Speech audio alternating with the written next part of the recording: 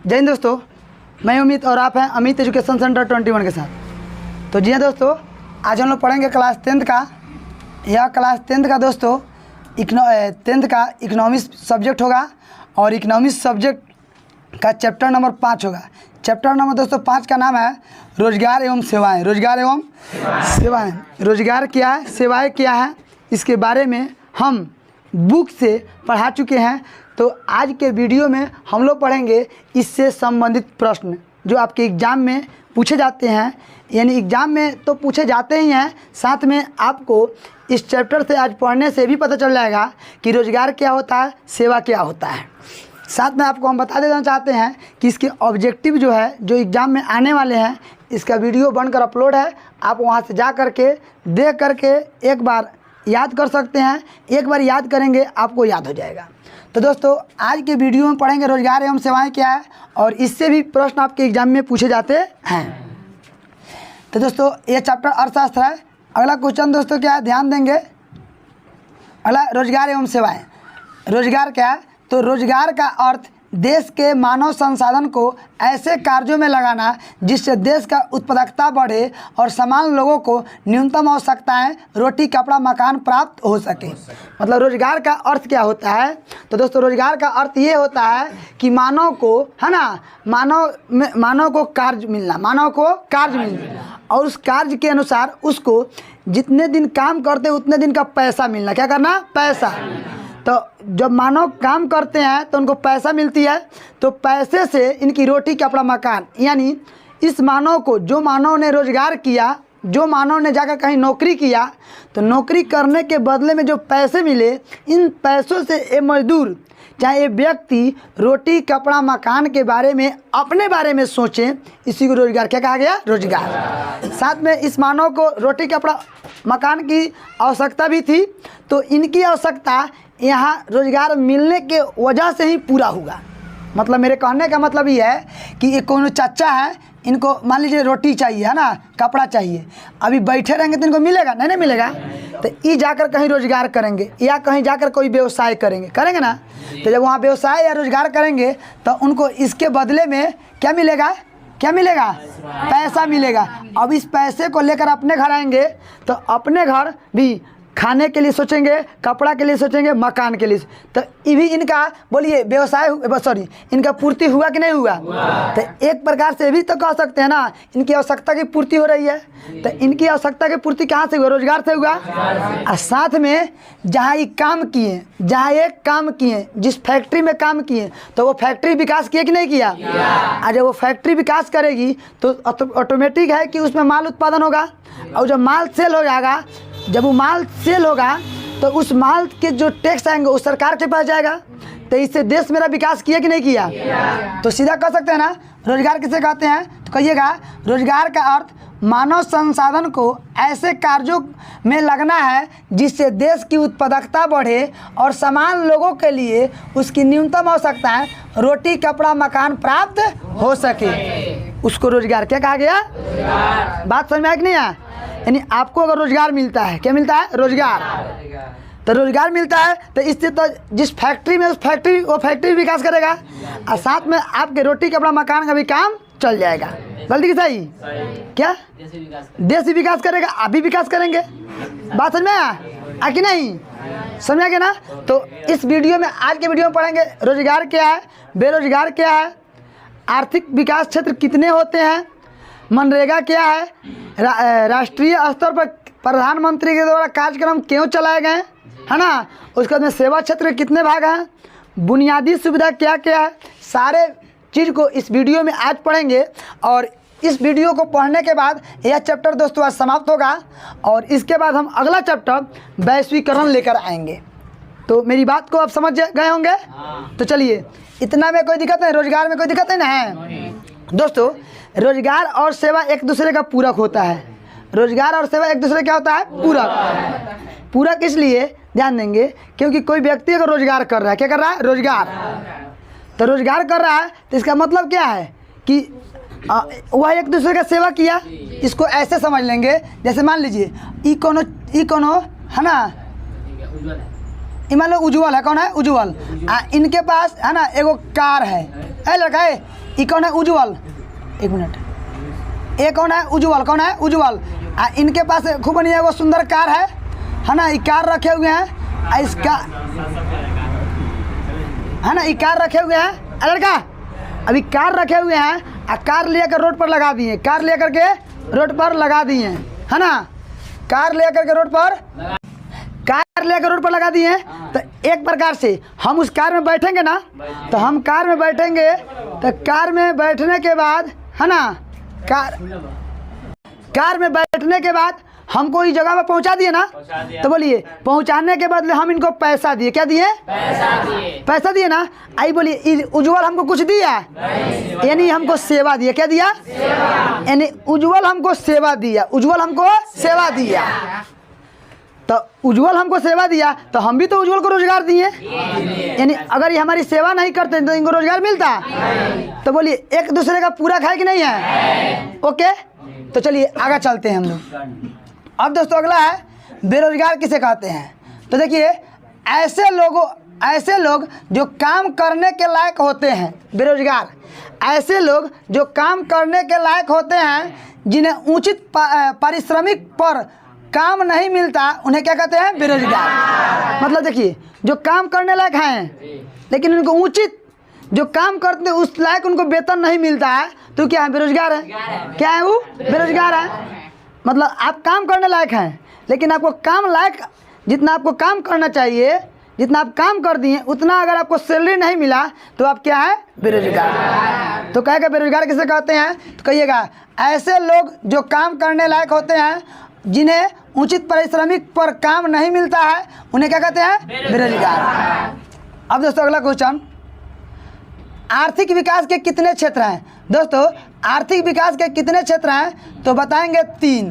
कौन होते हैं? 3। पहला कृषि क्षेत्र, जिसको प्राथमिक क्षेत्र कहा जाता है, कृषि क्षेत्र को प्राथमिक क्षेत्र भी कहा जाता है। दूसरे का नाम है दोस्तों उद्योग क्षेत्र, जिसको द्वितीयक क्षेत्र भी कहा जाता है। इसको माध्यमिक क्षेत्र भी कहा जाता है। द्वितीयक क्षेत्र को माध्यमिक क्षेत्र भी कहा जाता है। और तृतीयक क्षेत्र को सेवा क्षेत्र क्या कहते हैं? सेवा क्षेत्र। कोई दिक्कत नहीं ना है। प्राथमिक क्षेत्र को कृषि क्षेत्र कहा जाता है, द्वितीयक क्षेत्र को द्वितीयक क्षेत्र, रोजगार क्षेत्र और माध्यमिक क्षेत्र भी कहा जाता है। और तृतीय को तृतीयक क्षेत्र या सेवा क्षेत्र भी कहा जाता है। कोई दिक्कत नहीं ना है। अब चलिए सबको एक एक बारे में पढ़ लेते हैं। एग्जाम में आपसे पूछ लिया जाएगा कि कृषि क्षेत्र क्या है ना, तो कैसे लिखेंगे? ध्यान से।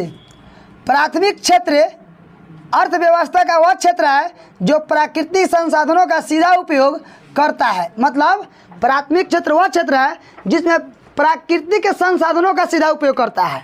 और प्राथमिक क्षेत्र में जो भी कार्य होते हैं वह प्राकृतिक पर निर्भर होते हैं। प्राथमिक क्षेत्र में जो भी कार्य करते हैं वह प्राथमिक क्षेत्र में जो भी कार्य होते हैं वे सारे के सारे प्राकृतिक पर निर्भर होते हैं, यानी भगवान पर निर्भर। किस पर निर्भर होते हैं? अब हम आपसे बात करते हैं। हमने धान लगा दिया, धान लगा दिया ना, हम कतनो चाहेंगे तो धान होगा नहीं। एक बार जोर से बारिश आएगी, पूरा को डुबा दिया तो धान हो पाएगा? नहीं। अगर वही प्रकृति की देन होगी तो थोड़ा थोड़ा बारिश होगा और धीरे धीरे बारिश होने की वजह से इतना धान हो जाएगा कि हमारे धान हमारे खाने से ज़्यादा हो जाएगा। जब ज़्यादा हो जाएगा तो हम क्या करेंगे? पता क्या करेंगे? उस धान को बेच सकते हैं। जैसे हमने पोस लिया मुर्गी पालन, मुर्गी पोस दिया। अब मान लीजिए मुर्गी तो हमने पोस दिया, मुर्गी पोसने के बाद में इतना ना गर्मी हुआ कि आधा से ज़्यादा मुर्गी मर गई, तो क्या वो भी चला? नहीं। तो ये तो कह सकते हैं प्राथमिक जो क्षेत्र होते हैं वह प्रकृति पर निर्भर होते हैं। प्राथमिक क्षेत्र किस पर निर्भर होते हैं? लिखा जाएगा ना। जैसे कृषि को कहेंगे प्राथमिक क्षेत्र। क्या कहेंगे? वानिकी, मछली पकड़ना, खनन, ये सारे के सारे सब क्या है? प्राथमिक क्षेत्र हैं। क्या है दोस्तों? मछली पकड़ने मछली पालन करना दोनों एक ही होता है, ठीक है ना। विकसित देशों में प्राथमिक क्षेत्र अधिक तकनीक के रूप में उन्नत हो गया है। मतलब जो देश विकसित है ना, वहाँ पे प्राथमिक क्षेत्र के जितने भी सारे कार्य हैं वह अब तकनीक यानी टेक्निकल से हो रहा है, टेक्निकल से मतलब जो जो देश विकसित देश है वहाँ पे प्राथमिक क्षेत्र के कार्य सब टेक्नोलॉजी पर होगा। कैसे हो गया? खेती भी करना है तो खेती भी करना है तो कोई दिक्कत नहीं है, एगो ट्रैक्टर हो गया। अब कोई मजदूर को जाने की जरूरत नहीं है, ट्रैक्टर गया उधर जोत जात लिया और ट्रैक्टरे ही बिया गिरा देगा, ट्रैक्टरे ही किस दिन के बाद में उसकी निराई कर देगी, ट्रैक्टरे ही पानी पटा देगा, ट्रैक्टर ही इसे कटाई कर देगी, ट्रैक्टर ही इसे दवाई कर देगी, ट्रैक्टर ही घरे पहुंचा देगी, ट्रैक्टर ही इसे पीस देगी और ट्रैक्टर ही घरे रख देगी। सारा काम ट्रैक्टर पर आधारित हो गया है। यानी का ट्रैक्टर हुआ तो हर हो गया, जोत लेंगे, फिर उसको बिया गिराने वाला मिल जाएगा, ट्रैक्टर ही मिलता है, बीज डाल देंगे, फिर पानी पटाना होगा तो ट्रैक्टर में पंप सेट लगा हुआ लगा देंगे, पानी पड़ जाएगा। फिर इसे कटना होगा तो ले करके कटनियाँ लगा देंगे, कटा जाएगा, बांधना लगा देंगे, हो जाएगा। फिर हड़ामा जोड़ देंगे, दमा जाएगा, फिर उसमें ले करके सेलर बैठा देंगे, अच्छा है, और आटा पीसने लगा देंगे, पिसा जाएगा। और बाद में टेलर पर जोड़ के घर पहुंचा देंगे, घर में रखा जाएगा और उसके बाद ट्रैक्टर के वाला गैरेज में खड़ा कर देंगे। तो बोलिए टेक्नोलॉजी पर हुआ कि नहीं हुआ? लेकिन जो जो विकसित देश है उसी में ऐसा हो रहा है, और जो विकसित देश नहीं है वहाँ अभी लेबर से काम किए जा रहे हैं। तो विकसित देशों में प्राथमिक क्षेत्र कैसे होते हैं? तो दोस्तों लिखा जाएगा ना, कृषि क्षेत्र कहेंगे, कृषि क्षेत्र प्राथमिक क्षेत्र अर्थव्यवस्था का वह क्षेत्र है जो प्राकृतिक संसाधनों का सीधा उपयोग करता है। किसे करता है? सीधा उपयोग। इसमें कृषि, वानिकी, मछली पकड़ना, खनन, ये सब क्या है? शामिल है। ये सब क्या है? शामिल है। यानी इसी के अंदर ये सब आते हैं, कोई दिक्कत है ना? अब दोस्तों उदाहरण के लिए खेती करना मशीनीकरण से, जो हम लोग खेती करते हैं मशीन से हो रहा है कि नहीं हो रहा है? सारा काम मशीन से हो रहा है। लेकिन जब मशीन नहीं था तो सारा काम हाथे होता था, यहाँ तक कि खेत की जुताई कोदार से लोग कोड़ता था, हाथे बीज डालता था, हाथे रोपता था लोग, हाथे सोहनी करता था लोग, हाथे बाल्टी से उबीच कर पानी पटाता था लोग, फिर हाथे हंसुआ से लेकर काटता था लोग, फिर हाथे पीटता था लोग धान को, फिर निकलता था, फिर ले आके ओखरी में धान कूटता था लोग, फिर उसको फटक करके और फिर लोग उसे घरे रखता था।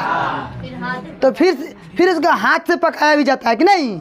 आजकल सब भाई मशीनी हो गया, क्या कुकर में रखो सारा काम फिट। तो दोस्तों कृषि क्षेत्र लिखा जाएगा, सब कोई लिख लेंगे। आगे चलते हैं। अब दोस्तों उद्योग क्षेत्र क्या कहेंगे? रोजगार का दूसरा क्षेत्र उद्योग क्षेत्र है। रोजगार का दूसरा क्षेत्र क्या है? और इसमें क्या होता है ध्यान देंगे। उद्योग क्षेत्र में क्या होता है, जो प्राथमिक क्षेत्र के जो माल होते हैं ना, इसी माल पर मतलब उत्पादन करते हैं, आधारित हैं। यानी प्राथमिक क्षेत्र पर ही द्वितीयक क्षेत्र क्या है? आधारित है। इस क्षेत्र के माध्यम से रोजगार की प्राप्ति की जा रही है। मतलब उद्योग क्षेत्र से क्या होता है ना, रोजगार की प्राप्ति होती है। किस क्षेत्र से ही? अब ये कैसे? जैसे मान लीजिए हम ज़्यादा अगर उद्योग लगाएंगे तो ज़्यादा लोग काम मिलेगा नहीं मिलेगा? और जब ज़्यादा लोगों को काम मिलेगा तो ऑटोमेटिक उनको रोजगार मिला। तो उद्योग क्षेत्र से सबसे ज़्यादा रोजगार की प्राप्ति होती है। औद्योगिक क्षेत्र को हम माध्यमिक क्षेत्र के नाम से भी जानते हैं। किस क्षेत्र के? द्वितीयक क्षेत्र में विद्युत उपकरण निर्माण, खाद्य निर्माण, कपड़ा उत्पादन, हस्तशिल्प उद्योग में शामिल है। जितने भी सारे निर्माण होते हैं वे सारे के सारे द्वितीयक क्षेत्र के अंतर्गत आते हैं। किस क्षेत्र के अंतर्गत? यानी अब बोलिए, आपसे हम बात पूछते हैं, यहाँ तक कि कोई अगर साइकिल का या कोई मतलब ट्रक का निर्माण हो रहा है तो द्वितीय क्षेत्र के अंतर्गत निर्माण होता है, हो कि नहीं हुआ? जैसे मान लीजिए कि कोई बहुत बड़ा फैक्ट्री है, तो उसमें जैसे मान लीजिए ऊख ले चीनी बनता है, तो मेरा ऊख क्या हो गया? प्राथमिक क्षेत्र हो गया। ऊख से चीनी बना तो द्वितीय क्षेत्र। निर्माण होना क्या कहलाएगा? द्वितीय। इसे हम माध्यमिक क्षेत्र के नाम से भी जानते हैं, कोई दिक्कत है ना? इसे किसके नाम जानते हैं? किस क्षेत्र को? किस क्षेत्र को अधिक रोजगार मिलता है किस क्षेत्र में, यानी द्वितीयक क्षेत्र में सबसे ज़्यादा रोजगार मिलते हैं। कोई डाउट नहीं है। आपसे एग्जाम में पूछा जाएगा कि किस क्षेत्र के अंतर्गत है ना लोगों को अधिक रोजगार दिए जाते हैं या मिलते हैं, माध्यमिक क्षेत्र या द्वितीयक क्षेत्र। चलिए अगला क्वेश्चन दोस्तों, अगला है सेवा क्षेत्र। तो सेवा क्षेत्र रोजगार का सबसे बड़ा क्षेत्र है। सेवा क्षेत्र जो है दोस्तों रोजगार का सबसे बड़ा क्या है, क्षेत्र है। इस क्षेत्र में दिन प्रतिदिन रोजगार के अवसर उपलब्ध हो रहे हैं। इस क्षेत्र में लोगों को प्रतिदिन रोजगार के अवसर क्या हो रहे हैं, प्राप्त हो रहे हैं। तृतीयक क्षेत्र वह क्षेत्र है जो सेवाओं का उत्पादन करता है, इससे सेवा क्षेत्र भी कहा जाता है। सेवा क्षेत्र में यही होता है कि वह आपकी सेवा करता है। क्या करता है, सेवा। जैसे बैंकिंग, अगर हम बैंक में गए ना, तो बैंक वाले आपके काम किए कि नहीं काम किए, क्या बैंक वाला आपको कुछ दिया, यानी आपको सेवा दिया, तो बैंकिंग कार्य क्या हो जाएगा, सेवा। अच्छा हम परिवहन की बात करें तो परिवहन किस में आएगा, सेवा। काहे कि गाड़ी वाला हमको बैठा कर ले जाता है ना, तो उसको हम पैसा देते हैं, तो क्या गाड़ी वाला हमको कुछ देता है, यानी सेवा दिया। क्या दिया, सेवा। आप पढ़ने आए तो हम कुछ को दिए, आपको कुछ दिए, आप हमको पैसा देते हैं, कुछ देते हैं, लेकिन देते हैं ना, कुछ नहीं देते हैं, तो इस सेवा हुआ। क्या हुआ, सेवा। मतलब सीधी बात जानिए, जहाँ हम पैसा दें अगर वो हमको कुछ नहीं दे, एक मतलब सेवा दे रहा है। आपके पापा जी नौकरी करते हैं ना, तो सरकार उनको कुछ देता है, कुछ नहीं, पैसा देता है, तो पैसा देता है इसका मतलब है कि आपके पापा उनको सेवा दे रहे हैं। क्या दे रहा है, सेवा। कोई दिक्कत। अगला क्वेश्चन,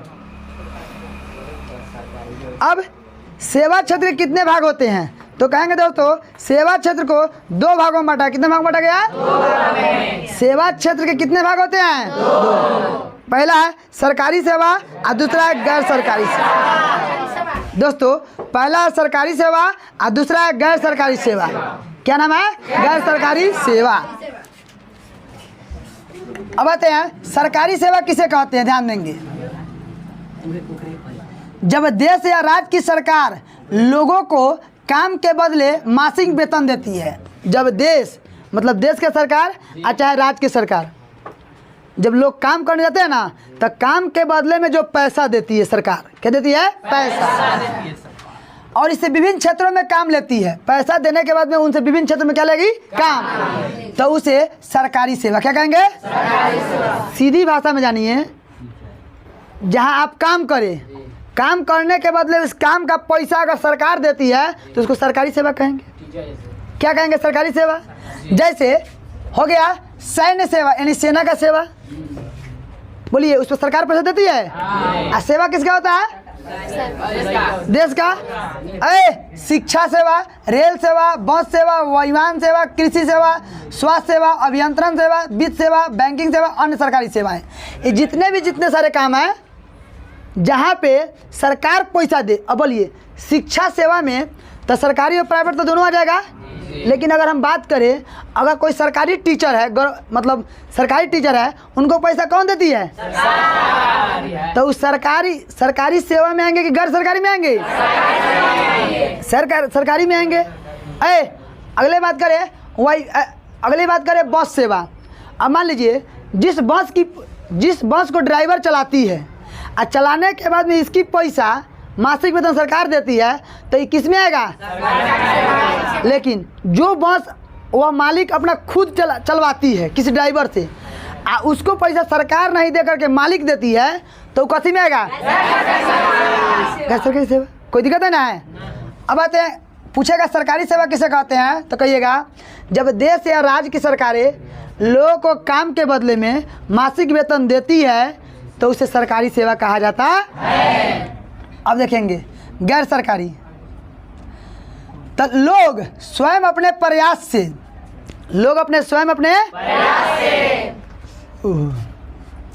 ऐसी सेवाओं को सृजन से लाभान्वित होते हैं तो उनसे गैर सरकारी सेवा कहा जाता है। मतलब ऐसे लोग जो स्वयं अपने बलबूते के है ना दम पर रोजगार करे या कोई सेवा करे या कोई कार्य करे, तो उसको गैर क्या कहेंगे, गैर। जैसे मान लीजिए कोई ये चाचा है और इन्होंने एक बस रखा है और गाड़ी चलवाता है। तो इस ड्राइवर को पैसा तो ही दिए कि नहीं दिए? तो ये कथी में आएंगे? लेकिन अगर ये चाचा है बस चलाते हैं, इसकी पैसा अगर सरकार देती है तो ये कथी में आएंगे? सरकारी सेवा। बात समझ में आए कि नहीं आया? अगर देखते हैं और देखिए सरकारी सेवा कौन होती है? तो बैंकिंग भी होती है, दूरसंचार भी होती है, यातायात भी होती है, स्वास्थ्य सेवाएं, ये सब के सब क्या है? गैर सरकारी। बोलिए बात समझ में आए कि नहीं आया? बैंकिंग होगा कि नहीं होगा? सीधी भाषा में जान लीजिए, जिसकी पूर्ति है ना कौन करे? मासिक वेतन सरकार दे, उसे क्या कहेंगे? सरकारी। क्या कहेंगे? सरकारी। जिसको सैलरी आदमी स्वयं दे, कौन दे? अच्छा रंजन गैर सरकारी कहो। अगला क्वेश्चन, वैल्यू एडेड क्या है? लड़का वैल्यू एडेड क्या है? एक मिनट, वैल्यू एडेड क्या है? जैसे मान लीजिए आप पे कहीं दुकान लगाए हैं, जैसे मान लीजिए यहाँ पे दुकान लगाए, रंजन दुकान लगा दिए। एक मिनट, मेरे बात को गौर करेंगे। रंजन दुकान लगा दिए, आई बेच रहे हैं समोसा। मेरे बात को गौर करेंगे, ई बेच रहे हैं समोसा, अब बगल में लगाए हैं दुकान। ग्राहक जो जाती है ना, ग्राहक जाती है तो उनको इस समोसा लड़का समोसा खिलाते हैं। अब समोसा खिलाते हैं तो समोसा का दाम 5 रुपये लेते हैं। कितना लेते हैं? 5। फिर रंजन ने सोचा कि भाई हमको प्रॉफिट नहीं हो रहा। अब रंजन क्या करेगा? अब जहाँ पे इनका दुकान है वहीं पे खूब नहीं एगो बेंच लगा देगा, आ जाएगा प्लेट खरीद कर लाएगा, खूब ने प्लेट ले लेगा, और उस प्लेट में कुछ चटनी अलग से रख देगा, फिर चम्मच रख देगा। अब मेरे बात को गौर करेंगे, पहले जानता 5 रुपया, अब जिसको समोसा दे रहे हैं एगो प्लेट ले लिए, एगो बेंच ले लिए, दे दिए, वो आदमी वहीं पर बैठ गया, आई प्लेटवा में चटनी आ समोसा आ एगो चम्मच लगा के दे दिए, आ कहेंगे कि बाबू साहब 20 रुपये निकालिए। चलिए तो अब बोलिए इन्होंने 20 रुपये ले लिया। एक मिनट, जो व्यक्ति खाया उसको भी आराम हुआ, देने में कोई दिक्कत नहीं, स्टैंडिंग भी बढ़ गया, इन्होंने इस कीमत को बढ़ा कर भी ले लिया। तो इस कीमत को बढ़ाया, इसी को वैल्यू एडेड कहा गया। क्या कहा गया? Value added. गलत कि सही? आप पहले जाते थे तो ऐसे हाथ में देते, ले खा लीजिएगा। अब मान लीजिए किसी को अगर हम ऐसे दें थोड़ा दिक्कत है, दिक्कत है। अब मान लीजिए लोके आ जाएगा, अब मान लीजिए समोसा एगो हाथ में दे देगा, और कहीं इनके साथ कोई 2-3 को गेस्ट होगा, कोई क्वेश्चन बना कर रखा है कि हाथ में देकर दे दिया इसको, तो गेस्ट लोग दिक्कत होगा। लेकिन रंजन वहीं पे सब कुछ व्यवस्था कर दिया, आलोक अब गेस्ट के साथ जाएगा, क्योंकि हाँ आलोक भी दोस्त तो रखा है, दुकान जानता है कितना इज्जत किया, सेवा कितना किया है कि नहीं हो। अब समोसा मिली कि ना मिली ये हमको पता नहीं है, विशेष समोसा के लिए संपर्क करें, है ना, रंजन के पास। चलिए तो वैल्यू एडेड क्या है? तो वैल्यू एडेड यही है कि अपने जो वस्तु है उसमें वृद्धि कर ले। क्या करें? वृद्धि कर ले। अब वृद्धि करके अपना अलग से पैसा ले लें, उसी को वैल्यू एडेड क्या कहा गया? देखेंगे, जब वस्तु गुणवत्ता में वृद्धि की जाए, वस्तु गुणवत्ता में वृद्धि, तो बोलिए गुणवत्ता में वृद्धि हुआ कि नहीं हुआ? पहले समोसा एक देता था 5 रुपये में, सुनो पहले उसमें प्लेट चम्मच लगा दिया, 20 रुपये ले लिया, तो बोलिए वृद्धि हुआ कि नहीं हुआ? की जाए और इसे ऊंचे कीमत पर बेचा जाए, ऊंचे कीमत पर बेचा जाए। उत्पादन में गुणवत्ता के इस वृद्धि को वैल्यू एडेड क्या कहते हैं? बात समझ में आया कि नहीं आया? जब वस्तु की गुणवत्ता में वृद्धि की जाए, गुणवत्ता मतलब क्वालिटी में वृद्धि की जाए, अब वृद्धि करके ऊंचे दाम में बेच दिया जाए, ऊंचे दाम में बेच दिया जाए, तो उत्पादन के गुणवत्ता में इस वृद्धि को वैल्यू एडेड कहा जाता है या कहते हैं। कोई डाउट है? आगे चले। अब दोस्तों अगला क्वेश्चन है, राष्ट्रीय स्तर पर भारत सरकार के द्वारा रोजगार सृजन करने के लिए कौन कौन से कार्यक्रम चलाए गए हैं उन्हें लिखें। ध्यान देंगे दोस्तों, राष्ट्रीय स्तर यानी देश स्तर पर केंद्र सरकार के द्वारा, मतलब काहे ला पूछेगा ऐसे कि राष्ट्रीय स्तर पर भारत सरकार के द्वारा, है ना, भारत सरकार के द्वारा नए नए कार्यक्रम क्यों चलाए गए हैं? तो कहिएगा इसलिए ताकि लोगों को रोजगार मिल सके, अपना जीवन यापन कर सके। इसीलिए केंद्र सरकार ने नए नए तरीके के, है ना, कार्यक्रम चलाए। बात समझ में आ रहा है सबको समझ में? अब वो कौन कौन कार्यक्रम चलाए हैं सो ध्यान से सुनेंगे। तो लिखेंगे दोस्तों, राष्ट्रीय स्तर पर भारत सरकार के द्वारा रोजगार सृजन करने के लिए अनेक कार्यक्रम को चलाए गए हैं। जैसे पहला है दोस्तों, काम के बदले अनाज। ये केंद्र सरकार के द्वारा चलाया गया है, काम के बदले अनाज। दूसरा, राष्ट्रीय ग्रामीण रोजगार कार्यक्रम। राष्ट्रीय ग्रामीण, ये भी केंद्र सरकार के द्वारा ही चलाया गया है। किसके द्वारा चलाया गया है? तीसरा है ग्रामीण युवा स्वरोजगार प्रशिक्षण कार्यक्रम। ये भी किसके द्वारा चलाया गया है? केंद्र सरकार के। ग्रामीण भूमिहीन रोजगार गारंटी योजना किसके द्वारा चलाया गया है?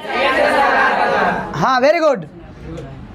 अगला, समेकित ग्रामीण विकास कार्यक्रम किसके द्वारा चलाया गया है? जवाहर रोजगार योजना किसके द्वारा चलाया गया है? स्वयं सहायता समूह किसके द्वारा चलाया गया है? नरेगा। इस सबको क्यों चलाए गए? ताकि लोगों को रोजगार मिल सके और वे कहीं दूसरे राज्य में जाकर कोई कार्य नहीं करे, है ना, अपने राज्य में रह करके नौकरी करे या अपने जीविका यापन करे। इसीलिए ऐसे कार्यक्रम चलाए गए। ये सारे के सारे कार्यक्रम किसके द्वारा चलाया गया है? कोई दिक्कत नहीं ना है? आगे समझ में सब लोगों को?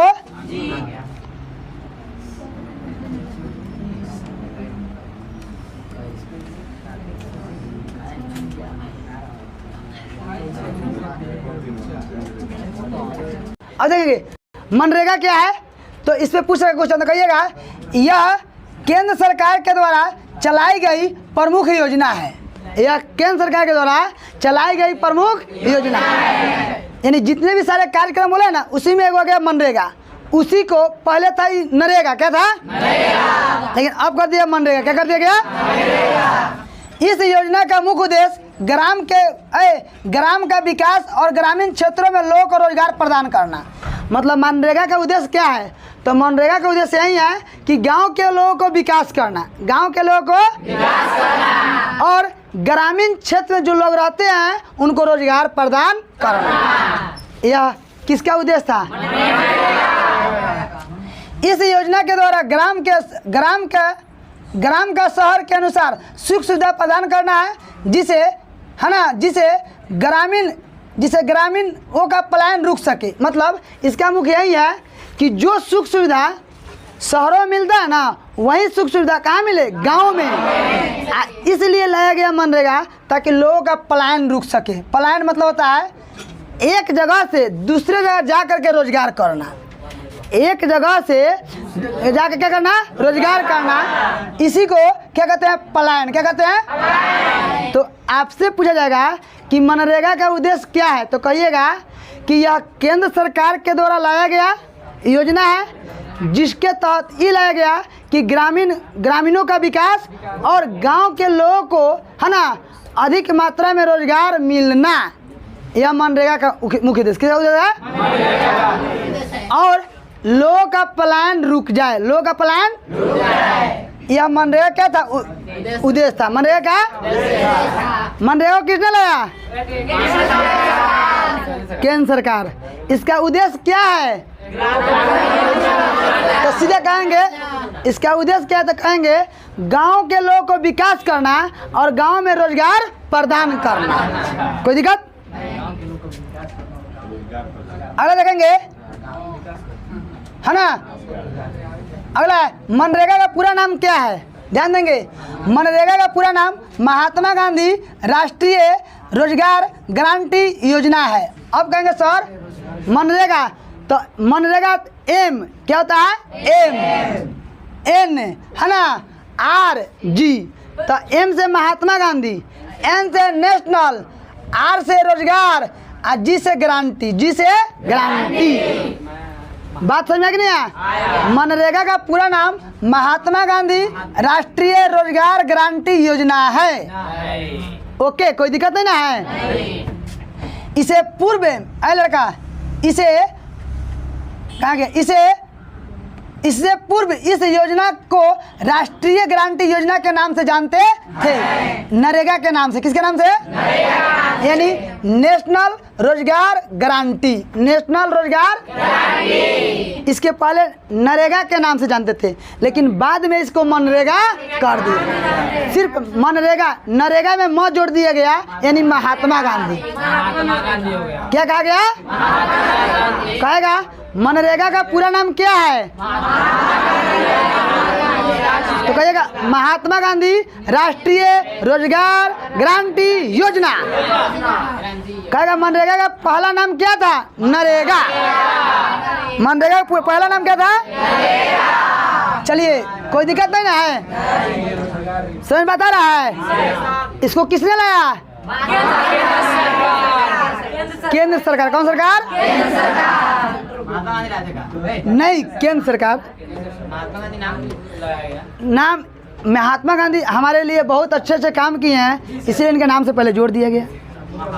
अब देखिए दोस्तों, मनरेगा से लाभ क्या है? हेलो जा, मनरेगा से लाभ क्या है? तो कहिएगा मनरेगा योजना में ग्रामीण लोगों को अपने परिवेश में ही रोजगार प्राप्त करना। देखिए, मनरेगा का मतलब ये है कि जो गांव में लोग रहते हैं ना, उनको रोजगार मिल जाना, उनको रोजगार मिल जाना। केंद्र सरकार ने इस योजना के अंतर्गत 100 दिन के कार्य दिवस, यानी इसमें कितने कार्य दिए जाते थे? 100 दिन। कितने दिन? 100 दिन। यानी कहेगा मनरेगा के तहत कितने दिनों का कार्य था? 100 दिन। ऑब्जेक्टिव पूछ भी सकता है। अब देखेंगे दोस्तों,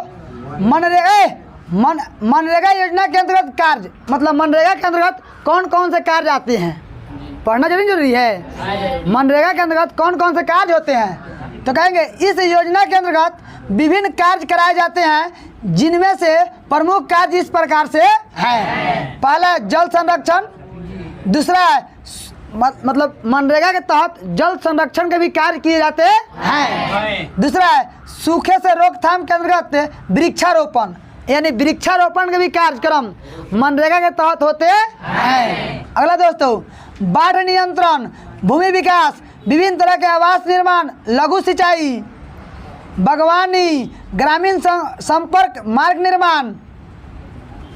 अगला बाद में ऐसे भी कार्य जिसे केंद्र सरकार या राज्य सरकार के सलाह लेकर अधिसूचित किया करती है। ये सारे के सारे काम नरेगा के अंतर्गत किए जाते हैं। अमन एक और जो बोला था ना 13.2 का 4, 5, 6 वीडियो वो बन चुका है, अपलोड आज कर दिए हैं, जाकर देख लीजिएगा। 4, 5 और 6 आज बनाए हैं कि नहीं। अब दोस्तों अगला क्वेश्चन देखेंगे, आउटसोर्सिंग क्या है? पूछ देता है आउटसोर्सिंग क्या है, यानी बाह्य स्रोती क्या है। इतना में कोई दिक्कत नहीं ना है? समझ में रखना है। अब बाह्य स्रोती क्या है, तो इसको दोस्तों लिखिएगा, इसको लिखिएगा कि जब बहुराष्ट्रीय कंपनी या अन्य कंपनी संबंधित नियमित सेवाएं स्वयं अपनी कंपनियों की बजाय किसी बाहरी या विदेशी स्रोत या संस्था या समूह से प्राप्त करती है, उसे बाह्य स्रोती कहा जाता है। मतलब कोई भी कंपनी है ना, जब क्या करती है, किसी दूसरे देश में जा कर के अपना उत्पादन कार्य करे, और वहीं पे इसलिए करते हैं कि वहाँ पे रोजगार जो लेबर है वो क्या मिलते हैं? सस्ते मिलते हैं। तो ऐसे करने वाले को क्या कहता है? बाह्य स्रोती कहा जाता है। अब दूसरे देश में इसलिए करते हैं क्योंकि वहाँ पे सब कुछ सस्ता मिलता है, तो इसे बाह्य स्रोती क्या कहते हैं? बाह्य स्रोती।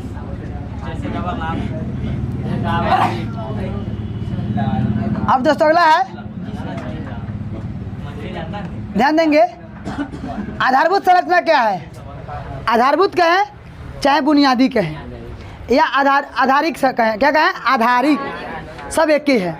तो कहिएगा आधारिक संरचना या आधारभूत संरचना का आशय वैसी विधाओं या सेवाओं से है जो देश के आर्थिक विकास में महत्वपूर्ण स्थान है।